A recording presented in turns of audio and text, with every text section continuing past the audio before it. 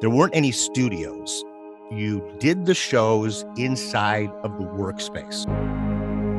I realized at the beginning there was nothing that we wouldn't do or play. There was no script, there was no direction, there was nothing like this in the world. The very first time I walked into the building, it hit me like, I need to be here. I was this kid who was this huge fan. Now I'm here, now I'm a part of it. It's just talking about it right now gives me goosebumps. It was live TV, and as soon as that shot was over, it was halfway to Mars.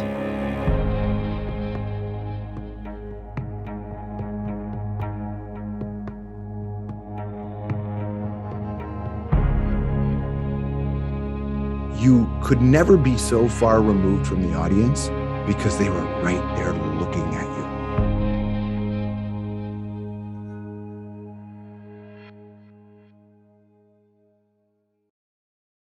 Hello everyone, welcome to Hue at Home. Well, this one is special. It's dedicated to music. I'm sure some of you remember Much Music. That was Channel 29, and we could hardly wait to get home to see who the top 10 or the first video would be. And there was always a great group of VJs that always made us laugh and asked incredible questions to the top stars that were in their studio. Well, it's about a documentary that is also coming out, 299 Queen Street West, and it is all about the Much Music experience. And now I have the extreme pleasure of having Rick the Temp. He came on to Much Music in 1994 after winning the contest for VJ. It is the one and the only Rick Campanelli. And of course, in today's busy and fast-paced world, we catch up with Rick in the car. Okay, I have to be honest, this interview is a little bit, well, for me, being a little starstruck, but I am so happy to officially meet you, Rick.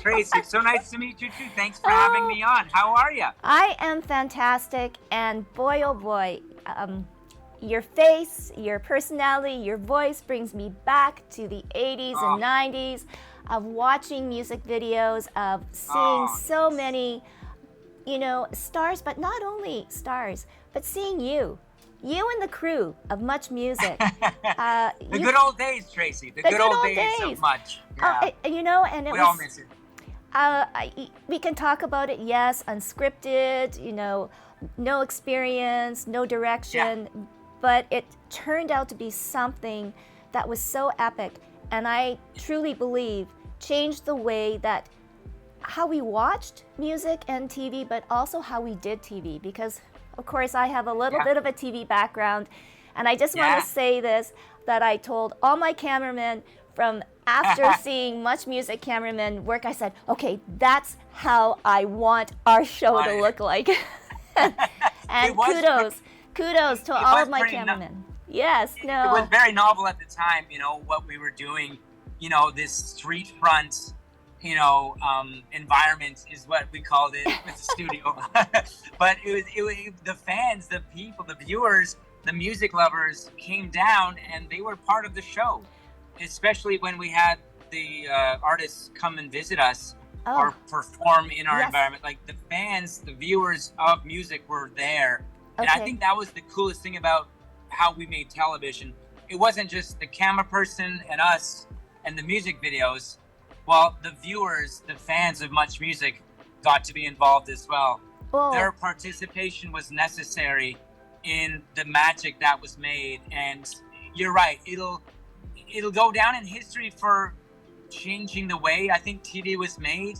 And this was a long, long time ago, but I think we did it right back then. I really know we did it right because we were making a lot of people happy, which was the main thing. Oh, I know. And if you kind of look at it, Rick, and how your career was propelled, even how you auditioned and got on to be a VJ there. But you're right. It was, if you did not have an audience to feed back, to play, you know, to play around with, I don't think that you would have been the same Rick that you are today. Right? Oh, Tracy, I agree. Thank you for saying that. Like the crowd, like the in studio or in environment crowd brought the energy out of me, brought the energy out of the artists that we were welcoming on a daily basis. We had live crowds for all of our major shows, as you know. Yes. You know, Much on Demand, I&I, Live at Much, Electric Circus. Like, it was the fans of music that really made it. We were just there as one of them. I was one of them. I'm still a fan. I was a fan before arriving at Much Music. I'm a fan of music still to this day, and I think that was the success. Having all those people into doing what we were doing, it was really like a family affair. I know. When we went on, because the crew, our friends, our the viewers would be part of it, and we loved every minute of that, and we wanted more and more people to come down each and every day, and they did. When the big bands and when the big artists came, hundreds and thousands of fans came, which was amazing. So I want to ask you now if you can reflect back on those experiences and what it is like today. I was really, and I guess it really touched me when I saw a clip of the film, that's the doc that's about to come out. Yes. Nobody had cell phones. There was no internet. There was no social media. Nobody knew anything. And you had 110% attention of hundreds of those fans. Nobody was on their phone. We'll never know. Nobody was like trash talking you or like, and I was thinking, wow, that was so beautiful, right? So beautiful. I do remember there being an anti-Rick the Temp page. There were some people out there that didn't like what I was doing, but what are you gonna do? There's always gonna be those people. Yes. But you're right, no cell phones, no distractions when it came to the music and the artists and the music videos. Yeah. Well, we were 100% focused as well. The viewers were. I liked it. It was a simpler time. I think so simple. You talk to anybody about it, and we prefer those days because we're just so overwhelmed, and there's so much going on. Every which direction you can think of, things are getting thrown at us these days, and it's too much. I did like the simpler time when I went home from school and put on Channel 29. You know, the channel. That was the staple. You know, that Much Music was the staple for all young Canadians. Who, you know, you didn't have to be that serious about music. It was pop culture as well. What we were doing back then. But yeah, it was a different time. That's why I use the word magical. It really was a magical time because no one will ever experience a time like that because there's just so much going on these days with devices and technology and back then in the mid 90s, you know, I was there. Luckily, I arrived 10 years after Much Music had started. It started in 84. I got there in 94, but it was a TV wonderland. It was heaven for me. It was music 24/7 and no distractions. You know, None. Music was the name of the game, and there wasn't anything else that you had to mess with. And that's what I loved about it so much. Like, I'm a music junkie. Like I still am. And we didn't have to worry about any other distractions. It was all about music video, the artist, and it sort of changed, as you know, over the years. Right. You know, becoming more corporate. You know, more reality television shows. Wasn't as much about the music. Now we're getting into other interests that people have, and which sadly I think, you know, would be the demise of Much Music. If it's Much Music, you want music, and when it's less about the music and starting to be more about other things, well, you're gonna start seeing a demise in the success and what had made it so popular for many years. Well, I know. So here's the thing, just talking to some local artists, musicians, and they're also talented, but they say now they don't want to invest a whole bunch of money in videos because they say people don't watch videos anymore. Their attention span is 30 seconds. So we do things simple.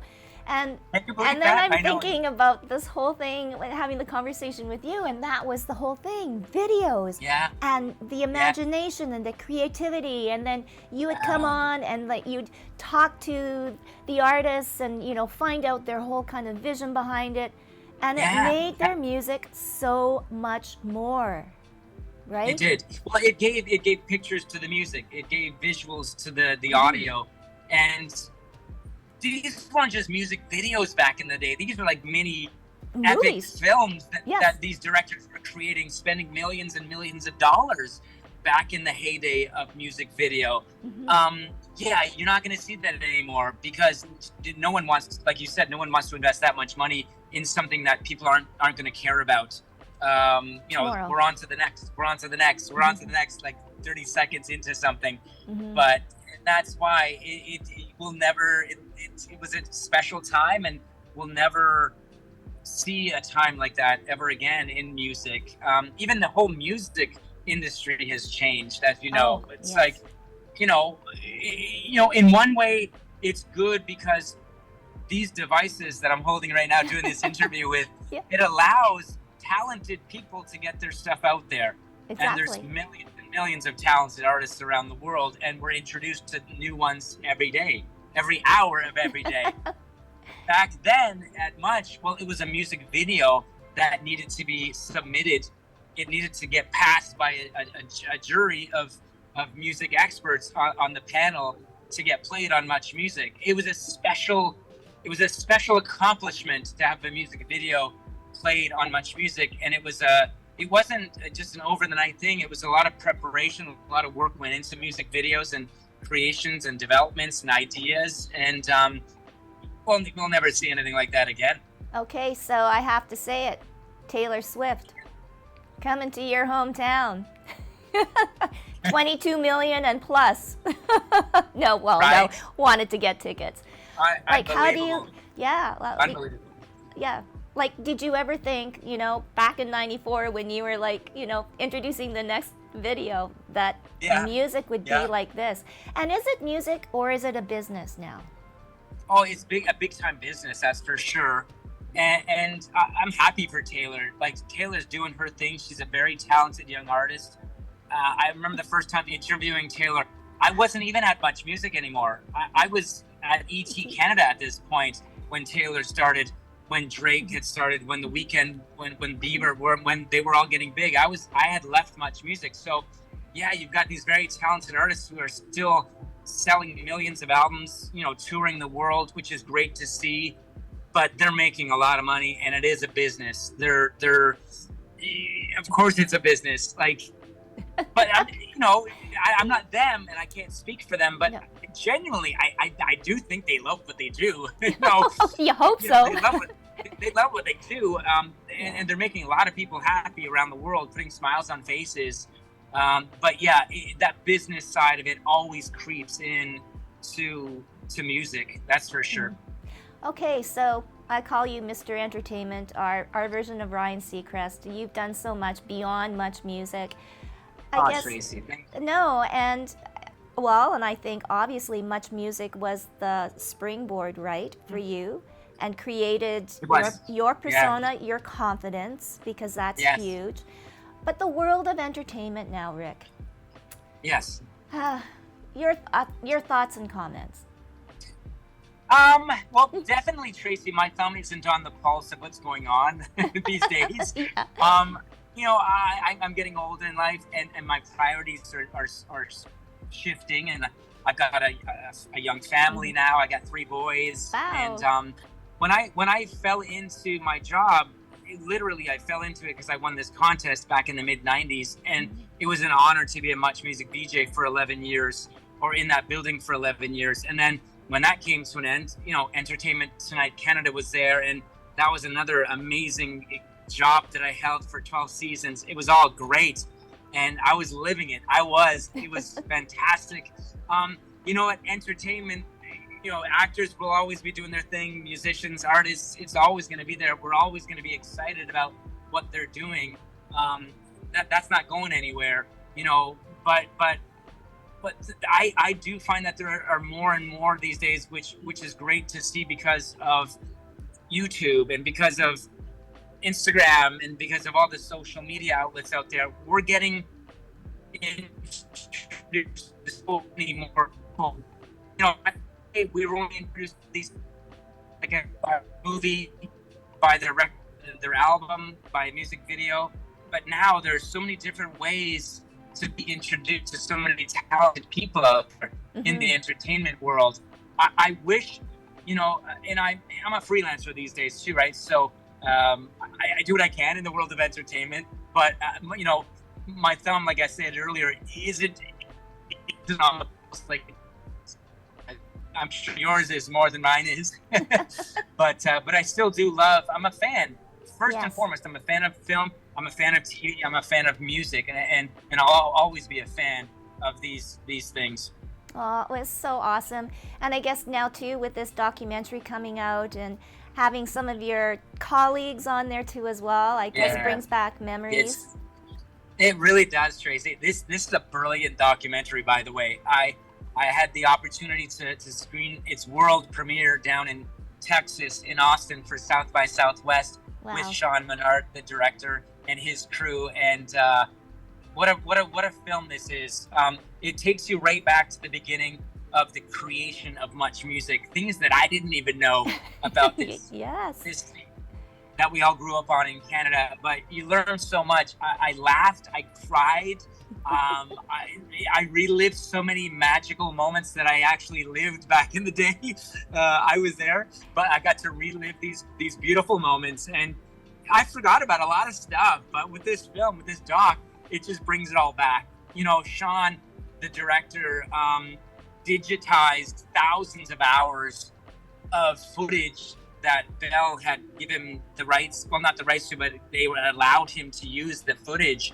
And he's probably the hardest working film documentarian out there. He put in a lot of work, and it shows with this film that he put together, 299 Queen Street West. And I'm just so looking forward to getting out there and visiting all the cities across Canada and reliving the magical moments with all the people that grew up watching much music. They're gonna be special evenings across Canada, and I'm really looking forward to coming out to Winnipeg, where you are, because I haven't been to Winnipeg in so long, and I used to come out to Winnipeg quite a bit. I know. Back in the Much Music days. And it's been a while, so I'm really looking forward to getting back to Winnipeg. Well, we are looking forward to it too. It's November 27th. It'll be cold. Probably we'll have snow, but you know what? It's Winnipeg. We'll still welcome you with open arms and wonderful warm Tracy, hearts. Yes. As I understand, it's our last show on the tour, right? So yes. Rap party in Winnipeg, I guess. I think so. Let's bring back the 80s and 90s. I'm all in for it. Well, can't wait. It's been such an honor and a pleasure to meet you and to talk to you, Rick. There's so much more that I want to talk about, but you're in a car and you're kind of cutting in and out. So, yeah, have a great golf day. I'm so sorry. No, it's it's the way we live now. But, you know, I'm so glad that we could do this. And, can hardly wait to see you in Winnipeg, Rick. I'm looking forward to it, Tracy. I'm looking forward to seeing all the people from Winnipeg that come out to the film. It's gonna be a special night, and thank you for having me on your show. I really appreciate it. I had a fun time with you. Awesome. Take care. Okay, bye, Tracy. Thanks again.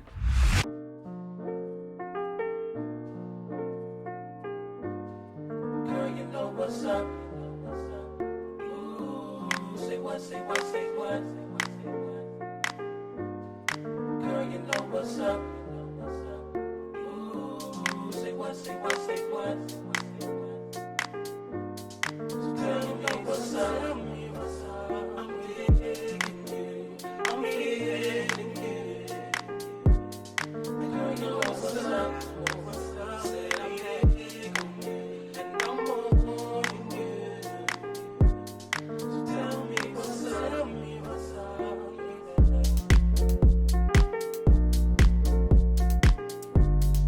Girl, you know what's up.